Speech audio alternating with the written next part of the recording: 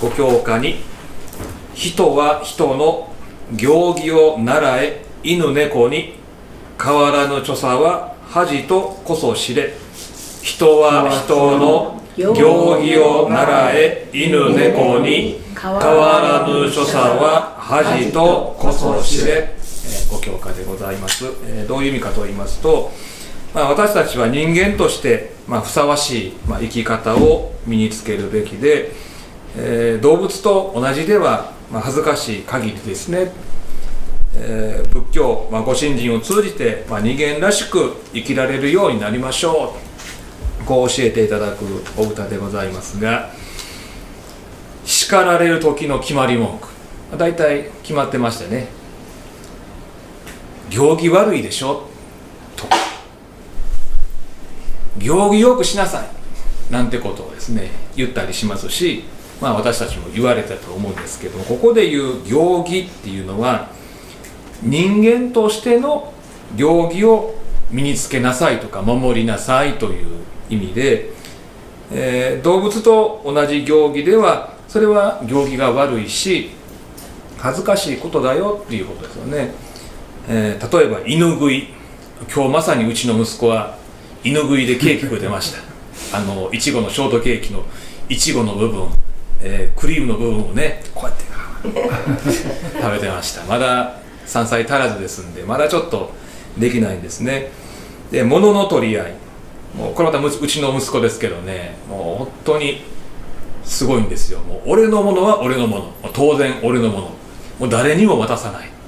ね、おもちゃがぎょうさんあったって何一つ貸してあげないんです。返せ返せ、すごいんです。でも人のものは欲しいんですよ。もう公園なんか遊びに行ったらね、人が持ってるおもちゃを我が物のように奪う、お菓子も我が物のように奪うで泣かすんですよ、相手。全然僕に似てないんですよ。おかしいな、分かりませんけどね、これからどうなるか。本当にそういう意味では行儀が悪いですし、僕恥ずかしいんですよね。でもこれから大きくなっていくにつけて、この人間としての行儀を教えていかなきゃいけないし、身につけなきゃいけないと思いますと、子育てであったり教育っていうのは、人間として守るべき行儀を教え身につけさせること、一人前の人間にするってのはそういうことだなっていうふうに思うんですが、そう思いますと、子どもたちのお手本である、我々大人の責任は重いなと思いますね。ここだけの話ですけど、ここだけの話言うてこれもうインターネットに投げるんで怒られるかもしれないですけど、例えばね、うちの家内が冷蔵庫をね一番下の段を足でピュッとこう閉めたりするとですね、それをね本当に真似するんですね。よう見てますね。本当に責任重大やなと思います。ちなみにです、人間は自分たちのことを万物の霊長とこう自分で言うてましてね、実際どうかは分かりませんよ。実際どうか分かんないですけど、自分たちで万物の霊長っていう表現しています。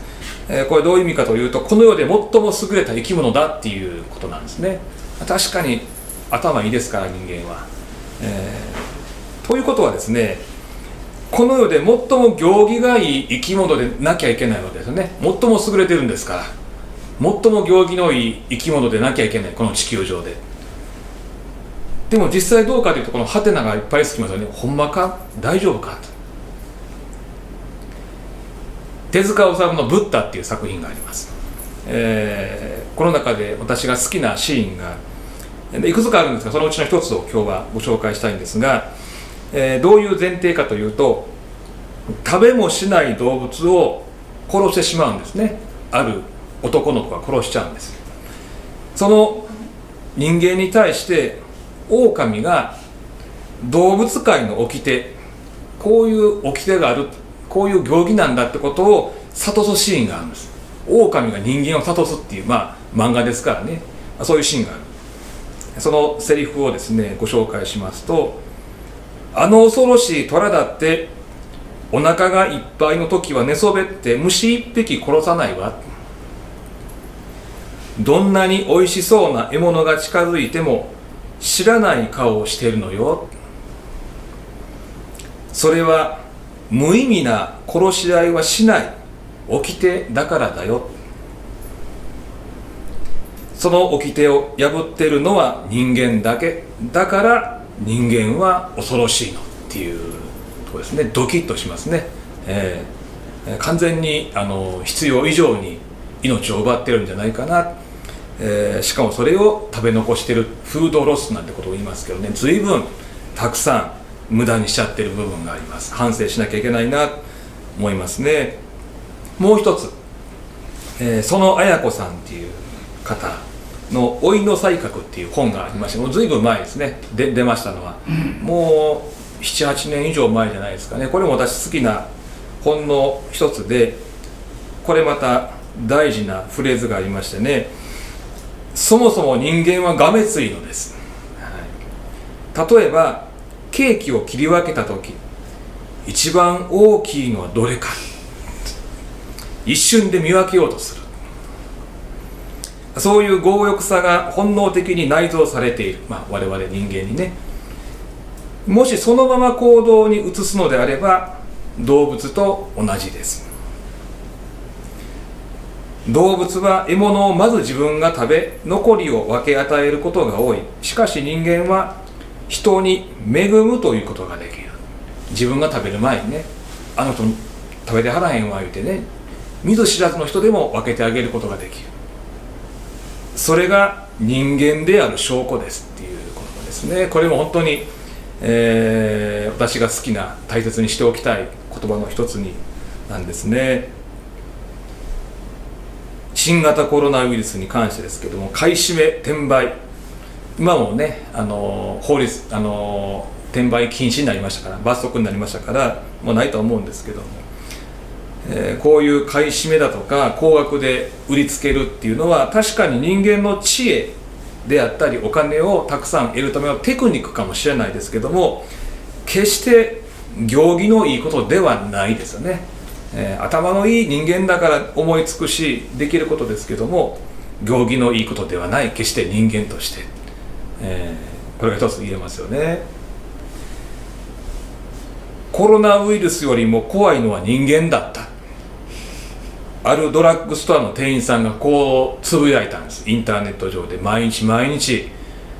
マスクないんか、いつ入ってくんねんなんてことをギャギャギャギャ言われましてね、そんなん私に言われたって私も知らんのにね、毎日のように八つ当たりされてクレームを言われて、もうヘトヘトになって、ドラッグストアの人、そんなドラッグストアの店員さんがおっしゃったのが、コロナウイルスよりも怖いのは人間だったっていう、これもすごく、象徴的なフレーズですね。でも一方でこんなニュースもありました。早朝から並ぶ女性に男性がマスクを譲るっていう、これ3月1日の朝5時半ですよ。5時半からドラッグストアに並んでたんです。花粉症に悩む女性、もうどこ行ってもない。もう前の日も同じドラッグストアに並んだんです。6時半から並んだんですけど、自分の手前で売り切れたんですって。でもう本当に困ってるんで、明日はマスク入ってきますかって聞いても、いや分かんないですねって、分かんないけれどももしかしたら入ってくるかもしれない、その望みにかけて今日は5時半から待ったんです。だからいないんですよ。もう5時半やから、ね、もう自分一番ですよ。一番乗りで5時半で、まだ寒いですよ。5時半ドラッグストア一人並んでる。そしたら通りすがりのね男性があって、そんな朝早くから並んでますからね、今日なんかイベントでもあるんですかってこう聞かれた。いやでも、そしたらその女性が、いや違うんです、実は私花粉症でマスクがなくて昨日買えなくて、そういうね説明をしたわけです。ああ、お困りですね、大変ですねって言って、この男性は去っていったんですけども、約40分後に戻ってこられて、手には新品のマスク6枚、どうぞ少ないですけどどうぞお使いください、お困りでしょってこういうふうに譲ってくれたんですよね。わざわざ見ず知らずの女性のためにそうやって自分が持ってるマスク、もしかしたら数少ないかもしれないですね、でもそれをその方のために譲り与えることができた。これは人間でないとできないことやなっていうふうに思います。そういう埼玉新聞の記事もありました。人間らしい生き方、そういう行儀のいい生き方を子どもたちに見せられる大人になっていきたいもんですねっていうことですね。そこで重要なのがこの行儀が守れる守れないの違いにはどこで生まれてくるんでしょうか。もっと言うと、この人間と動物の違いってどこで生まれるんでしょうか。見た目なんでしょうか、姿形なんでしょうかっていうことなんですけども、そうじゃないんですよね。私たちの心です。心がどうであるかによって人間なのか動物なのか、姿形ではないというのが、仏様の考え方。心の違いが生き方の違いに直結をしていますよっていうことですね。例えば全く同じ空がこうして青空であったり、時間によって夕焼けになったり、夜になると夜空になる、変化をする。全く同じ空ですけどね、時間によってまるっきり変わってくる。ある時は晴れたり曇ったりいたしますし、ある時は雨が降ったり風が吹いたりいたします。私たちの心も一緒です。常に一定ではない、常に揺れ動いている、常に変化をしている。それは良くも変われば悪くも変わる。良くも変われるし、悪くもなれる自分なので、私たちの心もまたコロコロと様変わりをして人間らしくなれたりなれなかったりするのです。おそらくご自身で、皆さんご自身で自覚されていると思います。あの日あの時の自分はダメだったなとかね、あの日あの時はそこそこ良かったかなとかね、そういうのがあると思います。そこで今日のポイントですが、その心をまっすぐに整えて誰もが人間らしく生きていく、そのために仏教っていうのはあるんですよ。もちろんこうしてお彼岸ですからね、亡くなったご先祖のために、お父さんお母さんのために、これはもちろんそうやって孝行をすることも大事なんですけども、じゃあなんで孝行するのか、なんで亡くなった方を弔うのか、そのもう一個向こうですよね。何のためにっていう自分、その目的ですね。自分がどこにたどり着くべきなのかというゴール、それが人間らしく生きるためにっていう、そこが抜け落ちると何のために信仰しているのか迷っちゃうんだよね、そうするとどっかで心が折れてしまったり、もういっかってこうなってしまったりしやすいということが一つ言えると思います。五明飯っていうのは日蓮聖人のお言葉です。拝見をいたしますと、教主釈尊の出世の本懐は人の振る舞いにて将来けるぞ、賢きを人とい、儚きを畜という、こう示しでございます。どういう意味かと言いますと、仏様がこのようにお出ましになってわざわざ教えを説かれた、その最大の目的は何か、何のために教えを説かれたのか、そしてその仏様の思いは一体どこにあるのかっていうことですね。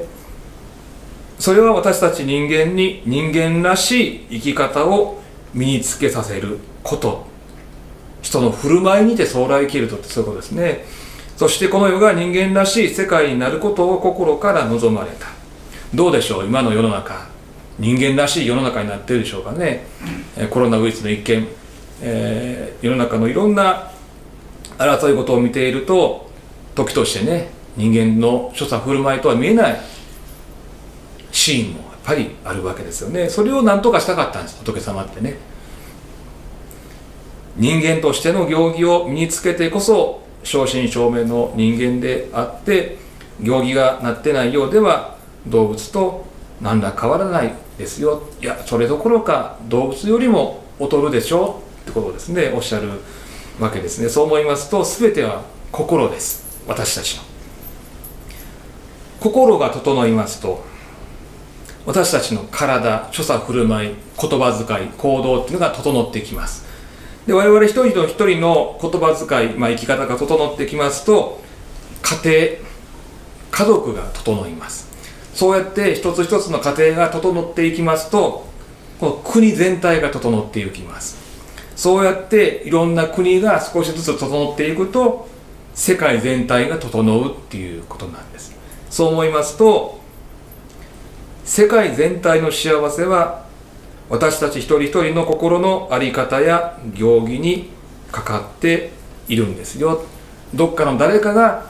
変えてくれるんじゃない。我々一人一人が変わらないと世の中変わらないですよ。宮沢賢治の有名な言葉もそうですね。世界が全体幸福にならないうちは自分自身の幸福もないんだよ。っていうことですよね。仏教のある暮らしで人間らしい生活をまず一人一人がね心がけることが大事でございます。そういったことを今日のご教科にこのようにお示しでございます。最後にもう一度拝見をいたしますと、ご教科に人は人の行儀を習え、犬猫に変わらぬ所作は味とこそ知れ。